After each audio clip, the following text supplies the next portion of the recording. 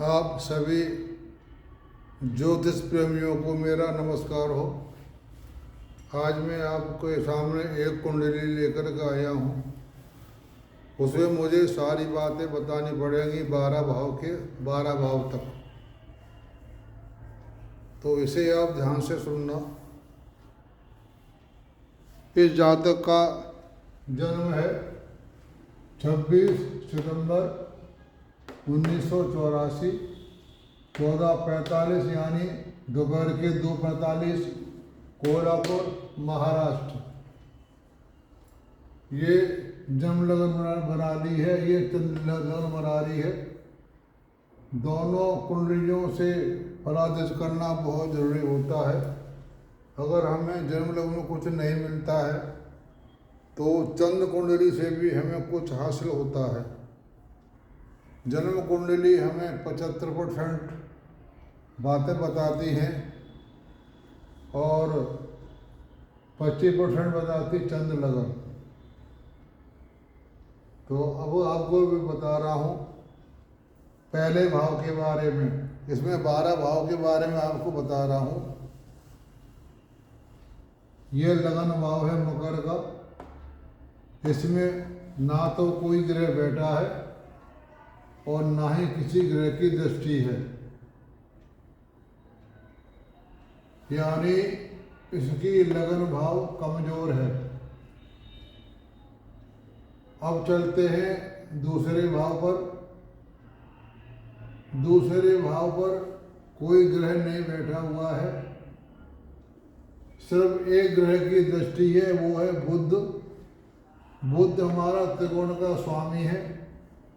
यहाँ थोड़ा इसका खराब प्रभाव कम हो जाएगा और भाग्य को लेकर के ये अपना भाग्य यहाँ दिखा रहा अष्टम भाव में, और इसी ग्रह की दृष्टि पड़ गई हमारे दूसरे भाव में।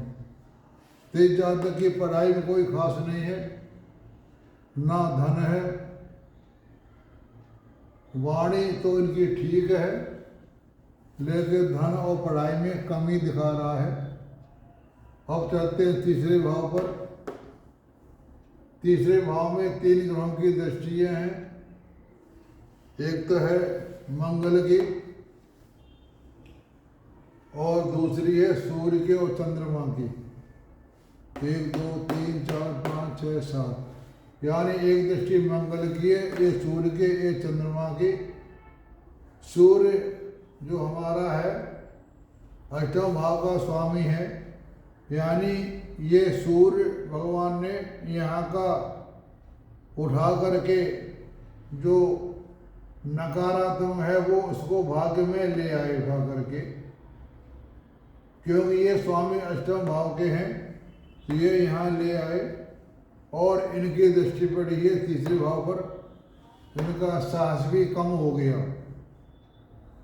फिर चंद्रमा की दृष्टि है। चंद्रमा की दृष्टि है।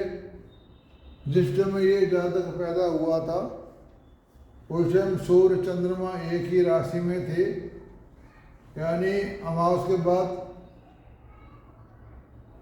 प्रतिपदा के बाद आती है सूर्य प्रतिपदा और द्वितीया। इसमें द्वितीय पक्ष लग गया था। इस भाव पर सूर्य की दृष्टि है। सूर्य साहस दे रहा है लेकिन कम दे रहा है, क्योंकि जिस जातक की कुंडली कमजोर होती है तो वह फलादेश कुछ कम देता है। इसी तरह हम चलते हैं चंद्र लगन में। यहाँ पर किसी भाव की दृष्टि नहीं है, सूर्य चंद्र दोनों बैठे हुए हैं, यानी इसकी लगन भी कमजोर है और चंद्र लगन भी कमजोर है। दोनों लगन इसकी कमजोर है। अब चलते हैं चौथे भाव पर। चौथा भाव सुख का होता है। सुख तो इसके जीवन में है, क्योंकि शनि जो हमारे हैं वो राजयोग कारक बना रहे हैं। केंद्र में बैठे दशम भाव में और लगन के स्वामी है। ये हमारा कर्म स्थान है। कर्म में इनकी कोई कमी नहीं है। और शुक्र अपनी राशि में बैठे हुए हैं, ये भी सुख भाव को देख रहे हैं। और शनि भी देख रहे हैं। वो सुख कब आएगा वो मैं आपको बाद में बताऊंगा। यहाँ पर 1 2 3 यहाँ पर शुक्र शनि की दृष्टि है और दृष्टि है हमारे गुरु की। गुरु कहते हैं मंगल के साथ गुरु, ये 1 2 3 4 5 यहाँ पर गुरु की दृष्टि है, शुक्र की दृष्टि है, शनि की दृष्टि है। शुभ भाव तो इनका ठीक है, इसमें कोई कमी नहीं है। अब चलते हैं पंचम भाव प्रेम का। ये प्रेम के भाव में हमारा मंगल कमी ला रहा है और साथ में राहु भी बैठा हुआ है। क्यों मंगल 1 2 3 4 5 6 7 8 मंगल ये इसको देख रहा है। 1 2 3 4 5 6 7 8 ये नहीं है। मतलब मंगल जो ग्रह हमारा है वह 11 भाव का स्वामी है और वह सप्तम भाव को देख रहा है। और 7 8 9 तो पंचम भाव आपका हो गया और सप्तम भाव के स्वामी चंद्रमा है, वो केंद्र में 9 भाव बैठ गए हैं। चंद्रमा के लिए ठीक है क्योंकि वो त्रिकोण और केंद्र का संबंध बना रहे हैं। चंद्रमा का ठीक है, सप्तम भाव का ठीक है, कोई दिक्कत वाली बात नहीं है। अष्टम भाव को हमें देखने की कोई जरूरत नहीं पड़ती है। इस पर 7 8 9 10 सप्तम भाव का अच्छा है, शनि की भी दृष्टि आ रही है, मंगल की वो थोड़ी खराब है। और गुरु 1 2 3 4 5 6 7 8 7 8 9 और शनि की दृष्टि आ रही है। तो इनका चौथा भाव सप्तम भाव ठीक है। अब चलते हम नवम भाव पर। नवम भाव के जो भाग्य विधाता हैं वो अष्टम भाव में जाकर के बैठ गए हैं, यानी भाग्य में ये कमी ला रहे हैं और छठे भाव के भी स्वामी हैं। जो ग्रह जहाँ बैठा होता है, जहाँ का स्वामी होता है, वहाँ के फल को ला करके यहाँ ला करके बिठा दिया, यानी कमी ला दी। बुध ग्रह ने छठे भाव के भी स्वामी है और अष्टम भाव के भी स्वामी है। जो हमारे मैं ये बता रहा हूँ ये सब लगन के लिए देखा जाता है। और दूसरा भाव देखना होता है तो वो घर बदल जाते हैं, घर चलते हैं लगन से। तो लगन के इस जातक के लिए बुध यहाँ भाग्य में कमी ला रहे हैं और स्वतंत्र दोनों बैठे हुए हैं। यहाँ पर चंद्रमा भी कमजोर है क्योंकि द्वितीया तिथि आ रही है सितंबर के महीने में, तो इनका भाग्य में थोड़ी कमजोरी आ गई है। अब चलते हम कर्म भाव पर। कर्म भाव में शनि के जो हमारे हैं वो शनि अपने घर में बैठे हुए हैं। ये मैंने आपको बता दिया। अपनी राशि में ग्रह शुक्र और गुरु बैठे हैं। गुरु बैठे अपनी राशि में, शुक्र भी राशि में बैठे हुए हैं। अपने घर में गुरु काफी कुंडली में 10वां 12वां घर 12वां 9वां घर गुरु का होता है। गुरु अपने घर में बैठे हुए हैं और शनि का होता है 10 और 11। तो शनि अपने भाव में बैठे हुए हैं। शुभ ग्रह हैं इनके शुक्र शनि चंद्र मंगल, ये बुध नहीं है। इनके शुभ ग्रह हैं ग्रह शनि चंद्र मंगल और पाप ग्रह हैं गुरु बुध और सूर्य। गुरु स्वामी है व्यय भाव के और त्रिकोण भाव के। 3 6 11 12 6 8 के जो भी स्वामी होते हैं वो पाप ग्रह में गिनती आ जाती है। तो गुरु पाप ग्रह में आ गए, बुध पाप ग्रह में आ गए, 9 भाव के स्वामी अष्टम भाव में बैठ गए और छठे भाव के स्वामी हैं। और सूर्य भी हमारे पाप ग्रह में आ गए क्योंकि सूर्य हमारे अष्टम भाव के स्वामी भाग्य में जाकर के बैठ गए। उन्होंने भाग्य में थोड़ी कमी ला दी। अब चलते हम दसम भाव पर। इनका दसम और चौथा भाव दोनों ठीक है, इसमें कोई कमी नहीं है। कर्मदाता शनि हमारे होते हैं, अपने घर में बैठे हुए हैं, चौथे भाव को देख रहे हैं और जन्म लगन के भी स्वामी हैं, यानी जातक के मकर के स्वामी शनि होते हैं, यानी इसके स्वामी है, चौथे भाव को देख रहे हैं। और शनि अपने बैठे हुए, वैसे शनि का देखना अच्छा नहीं होता है, लेकिन यहाँ हम इसलिए अच्छा कह रहे हैं कि शनि महाराज लगनेश हैं। लगनेश की हमें कोई बुराई नहीं देखते। मंगल और शनि अगर लगनेश हैं तो हम ये बुराइयों को निकाल देते हैं, क्यों लगनेश कभी खराब काम नहीं करता। शनि ग्रह एक ऐसा ग्रह है, किसी की दृष्टि जहाँ पड़ती है उसका काम खराब होता है, लेकिन यहाँ शनि की दृष्टि को हम अच्छा मानेंगे। 1 2 3 यहाँ शनि की दृष्टि है 12वें भाव में, तो ये दृष्टि ठीक नहीं है इनकी, क्योंकि ये व्यय भाव है। 1 2 3 4 5 6 7 शुभ भाव में 8 9 10, इनकी 2 दृष्टियाँ ठीक हैं, 10वें भाव में और चौथे भाव में, ये 2 दृष्टि ठीक हैं, एक दृष्टि इनके लिए खराब है। अब चलते हम 11 भाव, ये इच्छा शक्ति होता है। आय भाव कहते हैं, इसे व्यय भाव कहते हैं।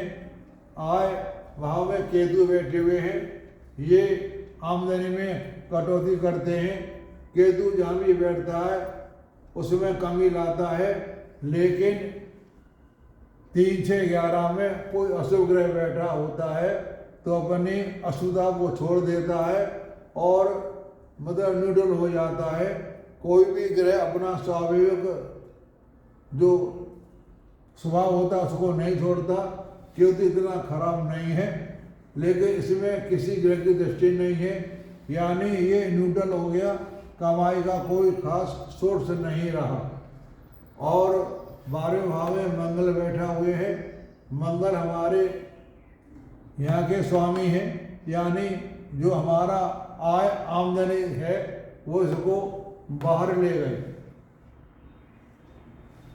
आय को उन्होंने यहाँ ला दिया, तो मंगल ने यहाँ काम खराब कर दिया। अब चलते हम चंद्र कुंडली में। चंद्र कुंडली में हमारे गुरु मंगल इसकी अच्छा फल देंगे, यानी शनि की महादशा चल रही है 12/6/2023 से लेकर के 12/6/42 तक। इसमें अब हम देखते हैं अंतर्दशाएं। इसकी अंतर्दशाएं आ रही हैं 15/6/2026 से लेकर के 23/6/29 तक, लेकिन यहाँ शनि में बुध आ रहे हैं। शनि बुध और शुक्र ये एक ही परिवार के माने जाते हैं, तमोगुण कह लो या एक ही परिवार के होते हैं, तो वो आपस में मिलकर रहते हैं, उसको काट नहीं करते।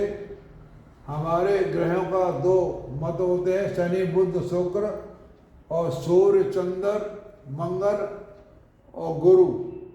तो ये शनि बुध शुक्र एक ही कैटेगरी के हैं, तो यहाँ से इनका समय ठीक होना चालू होगा धीरे धीरे, आहिस्ता आहिस्ता। 26 से इनका बदलाव आएगा। अपनी ज़िंदगी का जो भी ये बताया था, इनकी ज़िंदगी में बदलाव 2026 से आएगा, जून 2026 से, और अच्छा इनका बदलाव आएगा अप्रैल 2023 से, क्योंकि शनि में शुक्र चल रहे हैं। शनि में शुक्र चल रहे हैं, ये इनका समय अच्छा आ रहा है, यानी इनका बदलाव होगा 2026 से चालू हो जाएगा, और 2023 से इनका समय एकदम ठीक चलेगा। उसके बाद 2022 तक कोई दिक्कत नहीं है, सब कुछ ठीक हो जाएगा।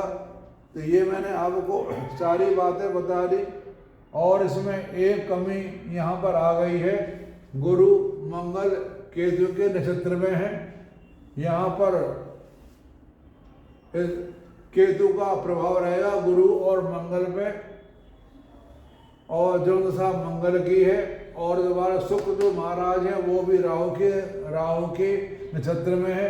राहु होता है वो मन को भटकाता रहता है कि मैं क्या करूं क्या न करूं, राहु का काम होता है भटकाना, और केतु का काम होता है काम को समाप्त कर देना, काम को आगे नहीं बढ़ देना। तो आपका जो सुन रहे हैं वीडियो जिनकी मैंने बनाई है कोल्हापुर की, तो उनसे मेरी एक यही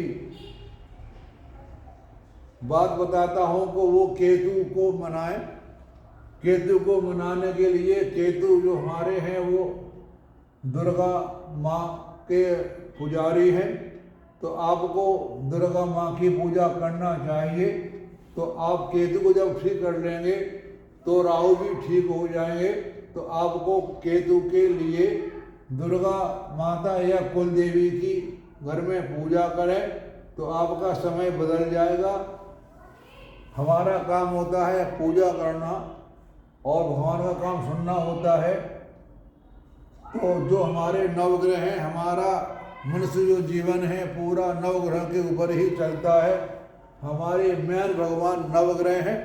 नवग्रहों को से ही हमारा कुंडली में सारा कुछ खेल है और किसी का खेल नहीं है। वैसे तो जो नवग्रह हैं वो भी भगवान के नीचे ही आते हैं, लेकिन हमें भगवान से पहुंचने के लिए पहले अपने माता पिता को भगवान माने, फिर अपने नवग्रहों को माने, उसके बाद जिसको भी मानते हो आप, हनुमान देवी जो भी हैं देवी देवता, उसको माने।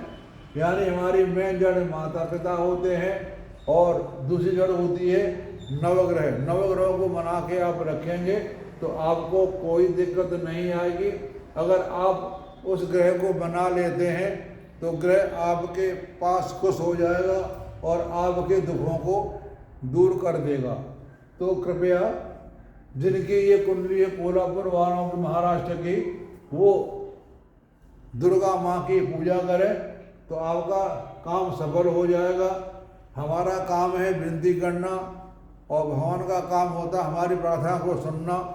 हम जितनी विनती ज़्यादा करेंगे उतना ही फल हमको दे सकते हैं। फल लेना हमारे हाथ में नहीं है, हमें तो सिर्फ उनकी तरफ ध्यान लगा के उनका ध्यान लगाना है। और एक बात आपको मैं बता देता हूँ कि आप ज़्यादा सोच विचार ही न करें। ज़्यादा सोच विचार करने से आदमी को रोग बन जाता है, फिर दिक्कत ज़्यादा हो जाती है। ये तो हमारा प्रारब्ध है, सबको भोगना है, इसमें कोई बुरी बात नहीं है। हमको इंसान को भगवान ने जन्म दिया है। जब उसके कर्म पूरे हो जाते हैं तो भगवान उस आत्मा को अपने पास बुला लेते हैं। तो जो हमारा बुरा समय आता है तो हम भगवान की प्रार्थना करके उसको दूर कर सकते हैं। हम वर्तमान में प्रारब्ध को हटा सकते हैं सिर्फ भगवान की प्रार्थना करने पर। तो ये मैंने आपको सारी बातें बता दी। हमारा काम पूजा करना, भगवान का काम देना है, सब ठीक हो जाएगा, ऐसी कोई बात नहीं है। समय खराब है तो खराब क्या, वो तो हमारा प्रारब्ध है, वो तो हमें भोगना ही पड़ेगा, चाहे रोए चाहे हंसे।